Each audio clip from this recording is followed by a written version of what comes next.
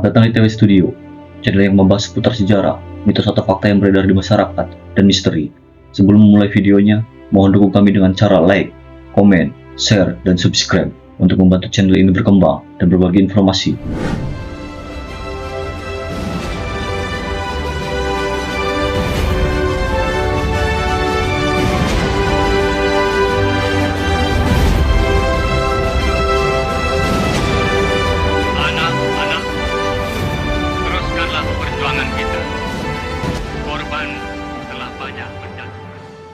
Di video ini, kita akan membahas tentang salah satu peristiwa bersejarah dalam sejarah perjuangan kemerdekaan Indonesia, yaitu Pertempuran Surabaya 10 November 1945. Secara singkat dan akurat, dengan visualisasi yang menarik, mari kita mulai. Pertempuran Surabaya adalah pertempuran besar yang terjadi di kota Surabaya antara pasukan Indonesia dan Inggris pada tahun 1945.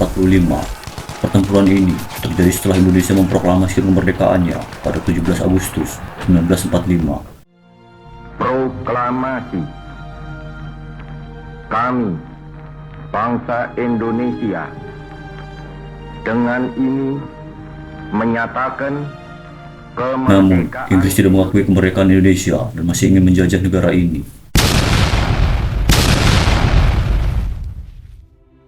Pasukan Indonesia yang terdiri dari Peta dan Heiho di bawah pimpinan Sudarso Supardi dan Gubernur Suryo telah bersiap untuk mempertahankan kota Surabaya dari serangan Inggris. Meskipun mereka kalah jumlah dan persenjataan, semangat mereka untuk membela kemerdekaan Indonesia tidak pernah padam.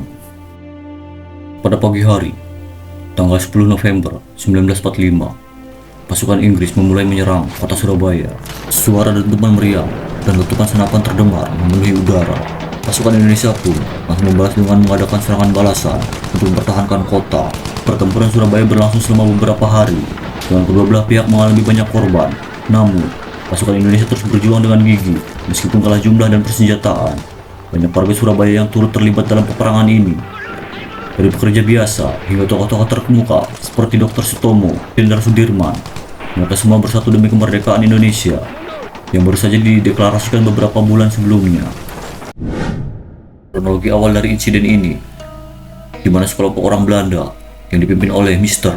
W. V. C.H. Plugman mengibarkan bendera negara Belanda yang berwarna merah, putih, dan biru tanpa adanya persetujuan dari pemerintah Republik Indonesia di kota Surabaya. Para masyarakat Surabaya yang melihat hal tersebut menjadi kesal dan marah.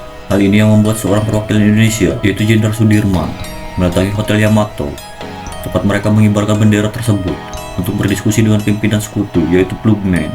Namun, diskusi yang ada tidak berjalan dengan lancar dan pimpinan mereka, yaitu Plugman, menolak untuk menurunkan benderanya. Hingga menjadi puncak kejadiannya, Plugman mengeluarkan sebuah pistol yang membuat perkelahian antara kedua belah pihak dan tidak dapat dihindari. Di tengah keributan tersebut, Plugman meninggal dunia karena dicekik oleh pengawal Sudirman, yaitu Sidik. Namun, Sidik juga tewas yang disebabkan oleh tentara Belanda yang sedang bertugas saat itu. Sudirman beserta pengawal lainnya berhasil menghindari insiden tersebut dan segera keluar dari Hotel Yamato untuk mengamankan situasi yang ada.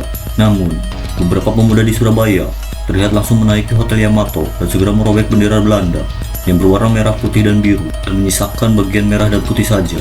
Sebenarnya, perang yang terjadi antara kedua belah pihak, yaitu masyarakat Surabaya dan pasukan sekutu Inggris, pertama kali terjadi tepatnya pada tanggal 27 Oktober hingga 30 Oktober tahun 1945. Hal ini yang membuat Jenderal D. C. Hawthorne meminta bantuan dari Soekarno untuk mencarikan solusi dan meredakan situasi pada saat itu. Namun, dengan terjadinya bentrok terus-menerus antara kedua belah pihak, membuat pimpinan sekutu Inggris, yaitu Brigadir Jenderal Malbay, meninggal dunia. Pimpinan dari pasukan sekutu Inggris, yaitu Jenderal Malbay, meninggal dunia pada tanggal 30 Oktober 1945. Yang kemudian posisi tersebut digantikan dengan Jenderal Robert Mansaik. Kemudian Jenderal Robert Mansaik mengeluarkan sebuah ultimatum yang ditujukan kepada masyarakat Surabaya pada tanggal 9 November 1945. Ultimatum tersebut berisikan sebagai berikut. Pertama, pimpinan Indonesia yang ada di Surabaya harus melaporkan diri. Kedua, seluruh senjata yang dimiliki oleh pihak Indonesia yang ada di Surabaya harus diserahkan kepada pihak Inggris. Ketiga, pimpinan Indonesia yang ada di Surabaya harus menandatangani sebuah pernyataan bahwa mereka menyerah tanpa syarat. Ultimatum yang diajukan tersebut kemudian ditolak oleh pihak Indonesia sehingga para pasukan Inggris mulai melancarkan serangan mereka pada tanggal 10 November di pagi hari, yang menjadi awal dari pertempuran kedua belah pihak tersebut. Pada pertempuran ini, terdapat setidaknya 20.000 tentara serta 100.000 sukarelawan di pihak Indonesia. Sementara di pihak Inggris terdapat setidaknya 30.000 tentara yang juga dibantu dengan berbagai peralatan perang mereka, yaitu tank, kapal perang, serta pesawat tempur. Pertempuran yang terjadi antara kedua belah pihak tersebut mengalami puncaknya pada tanggal 10 November 1945, di mana terjadi bentrokan antara pasukan sekutu serta arek-arek Surabaya ketika pasukan sekutu tersebut hendak menyerang kota Surabaya yang langsung dihadang oleh masyarakat Surabaya. Pertempuran ini menghasilkan banyak korban jiwa antara kedua belah pihak, namun khususnya untuk masyarakat Surabaya yang kehilangan 20.000 korban jiwa akibat pertempuran tersebut, di mana pihak Inggris atau sekutu kehilangan kurang lebih 1.500 korban jiwa. Pertempuran Surabaya ini berlangsung selama 3 minggu, di mana menimbulkan berbagai kerugian besar bagi masyarakat di kota Surabaya dan juga Indonesia dalam usahanya melawan pihak sekutu tersebut. Arek-arek Surabaya dipimpin oleh Bung Tomo yang memandangkan pidato berapi-api yang berhasil untuk membangkitkan semangat masyarakat Surabaya untuk melawan dan mengusir penjajah dari negara Indonesia. Setelah 1 tahun terjadinya pertempuran tersebut, Presiden Soekarno yang menjabat menjadi Presiden negara Indonesia saat itu menetapkan bahwa setiap tanggal 10 November masyarakat Indonesia akan memperingati hal tersebut sebagai Hari Pahlawan. Oleh sebab itu, hingga kini masyarakat Indonesia masih memperingati perjuangan para pahlawan dengan mengingat jasa para pahlawan setiap tanggal 10 November. Pertempuran yang hingga kini masih diperingati setiap tanggal 10 November oleh bangsa Indonesia bukanlah perjuangan yang dilakukan 1 hari saja, namun melibatkan berbagai pertempuran yang terjadi sekitar akhir Oktober tahun 1945 hingga November 1945.